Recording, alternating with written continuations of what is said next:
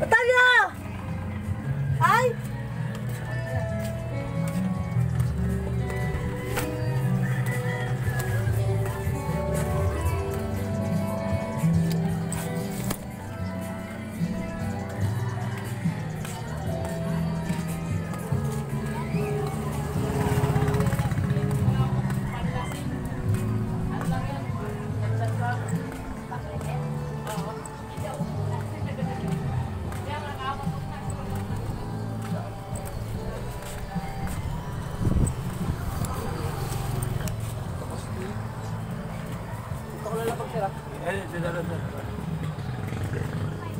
Anuhan ko lang itong bablog natin para ayusin.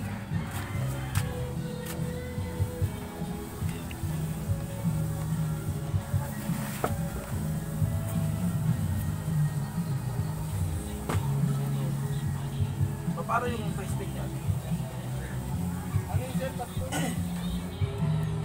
Pagkakay mo nga ng 40 dyan, tsaka mo na i-clip sa akin. 40 piraso? Oo, 40 piraso. Yung naibigay ko sa mga friends mga bata.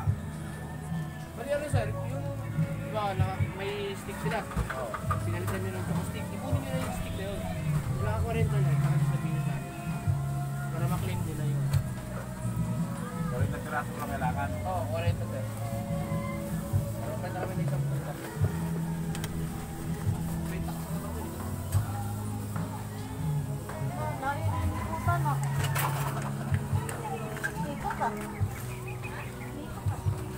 Excuse na. Tignan nga dyan, barakang. Tignan nga, oh. Dali, ah.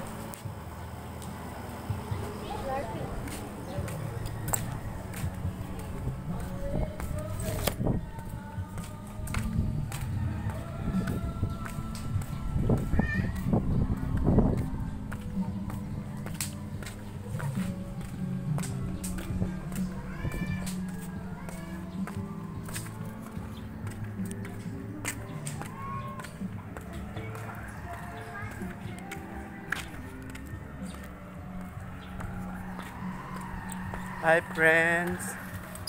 Hello! Tanghali na. Binablog lang natin yung yung tagas ng Maynilad Water. Yun? Dito yan sa Camia Street. Harap ng Lenny Store yung tagas. Malakas yung tubig, sayang. Kaya i-vlog natin para ayusin ng taga Maynilad. Okay.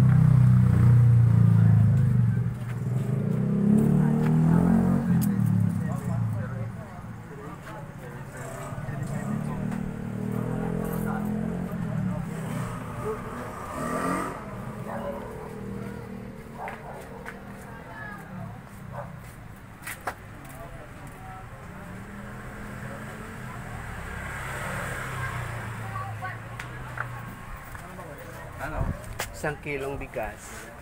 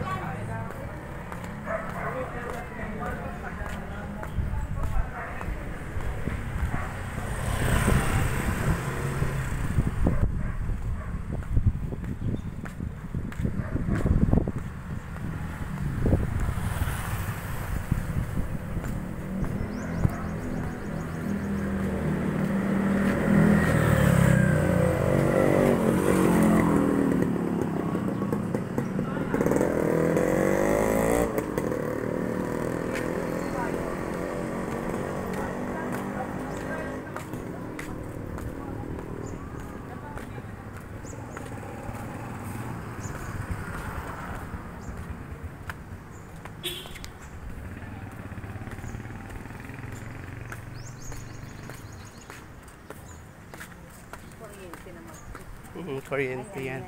BLDT.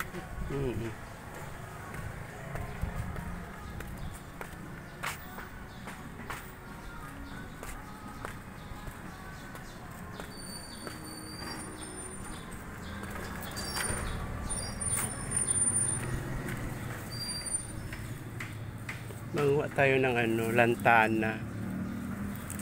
Lantana.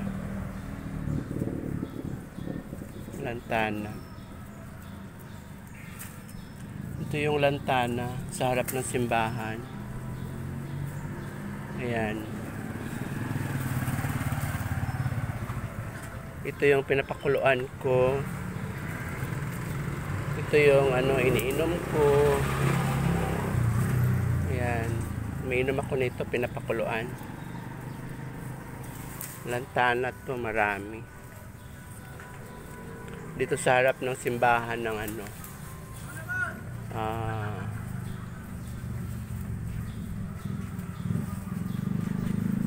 ito rin yung ginagamit ko sa katawan ko, pinapakuluan ko, sa shampoo ko sa katawan ko, at saka pang toothbrush na rin, mumug lang tapos toothbrush, yung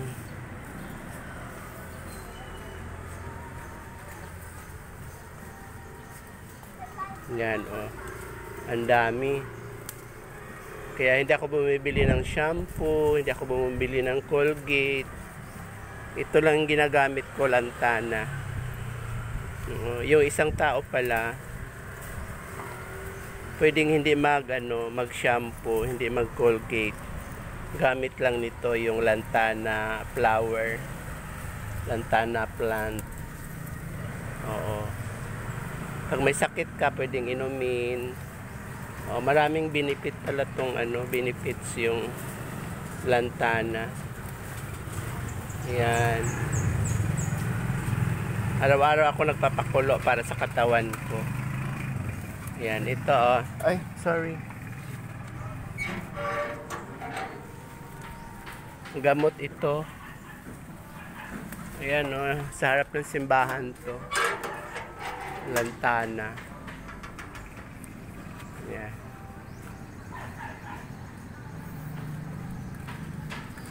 Pag i-apply mo to sa sa buhok mo, maganda ang buhok mo. Ano, parang shampoo din, parang nagka-conditioner ka din.